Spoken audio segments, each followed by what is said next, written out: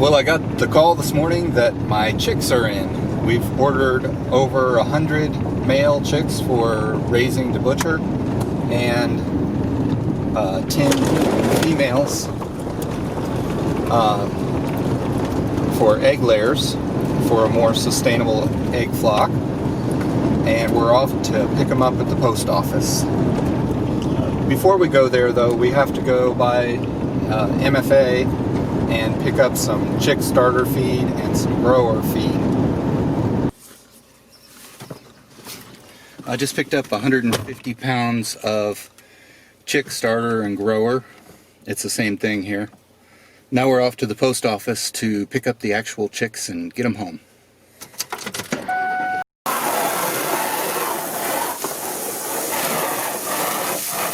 This is the plastic ring we used for keeping the ducklings in.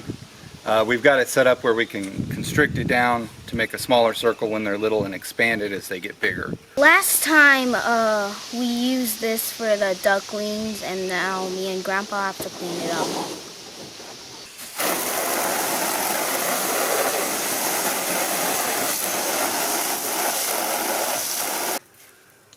We're using the building that we used for a milking house, cow barn, for a while. It was a chicken house before that, so we're putting it back to what it originally was. It's got old hay around on the floor. I'm adding sawdust to the bottom of this to make sure to seal all the edges and to give them a nice, soft, warm place to sit. This is the chick starter and grower that we picked up from the feed store.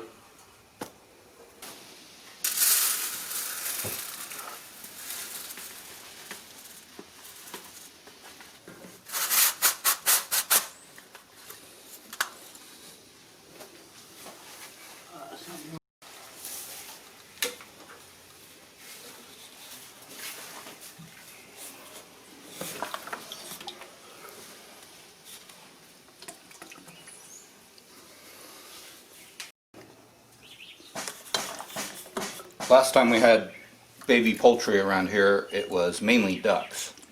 And they are really messy with water.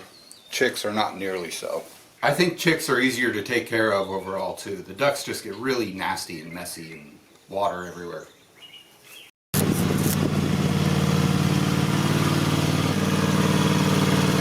Might need to move that top.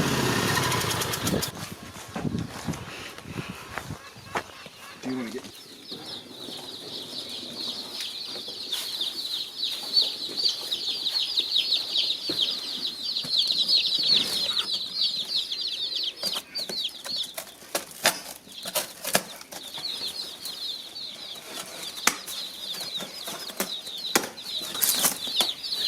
Here's the big reveal. Well, they look really good. Mm-hmm. I don't see any dead ones, do you? Nope. Okay, so I wonder what kind you have. They kind of sorted them out according to colors. I ordered 100 large breed cockerels for butchering. I probably would have ordered Cornish cross, but they're basically sold out of them for the year.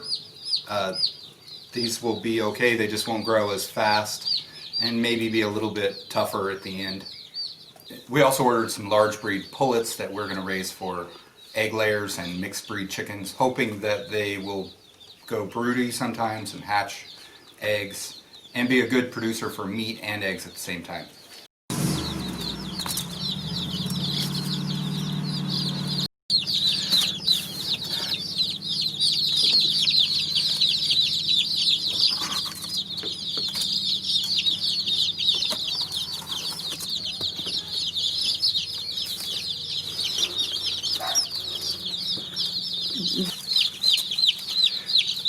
Somewhere in this batch of stuff, and I'm suspicious it's this box, but I'm not sure, there's supposed to be 5 rare breed chicks as well. I'm curious to see what I get out of that. I think this could be a buff Orpington. It looks kind of buffy colored.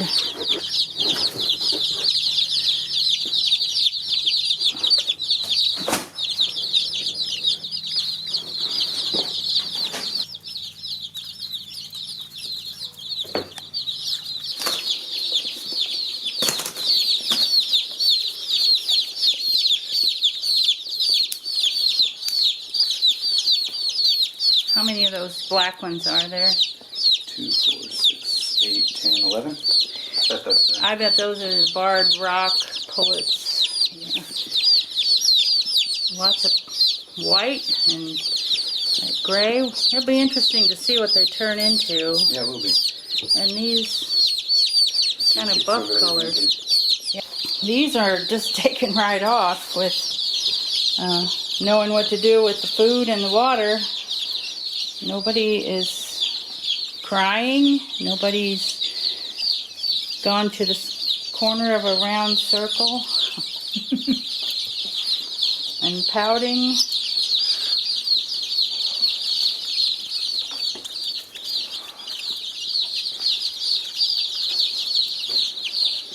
Today is the 5th of June and it's been quite warm the past few days. That helps a lot with trying to keep chicks warm. When you got them in the winter or even spring or fall, it gets tough sometimes to keep them the right temperature. We'll still have to put a light on them for a few days.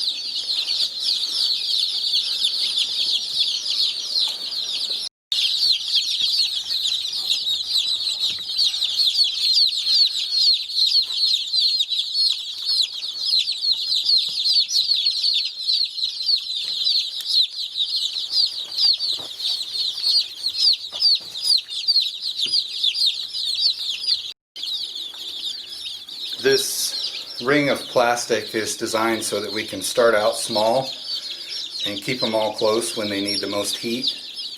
And then as they get a little bigger and need more space, we can unscrew it and expand it on out and create all the space they need.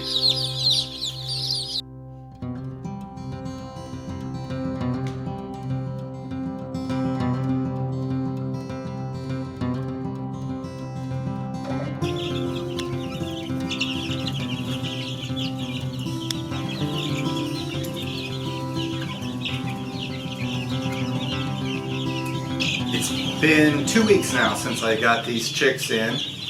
I've just expanded their pen again. I've done that several times already. They're growing fast, man, they're getting big.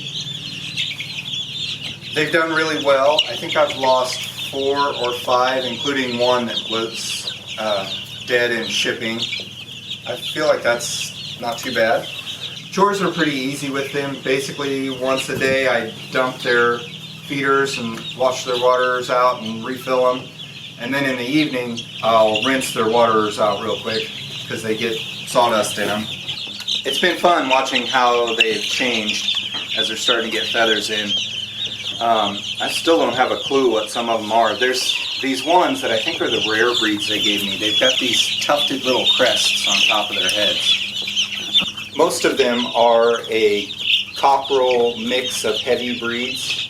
We've also got 10 female barred rocks in here, and then they threw in some, I think it was 5 free exotic breeds. I think probably these buff colored ones are buff Orpingtons. Some of the darker ones are probably barred rocks, maybe the hens, but I'm not really certain. I don't know, but I kind of wonder if the ones that look like this here are the barred rock pull. I left a light on them for quite a while. Lately I've been, if it's going to get cooler in the evening, I'll turn it on up fairly high. They're big enough now they don't need very much heat, and it's June, so that helps too. And they definitely don't need it in the day. They were getting too hot with it on. I'm going to go ahead and do my daily chores here. I still need to put more sawdust in after expanding their pen, but get new feed and water in.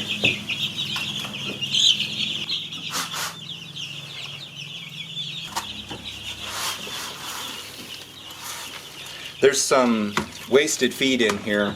I've been stocking it up in this bucket and then carrying it over to the bigger chickens so they can scratch through it and salvage it.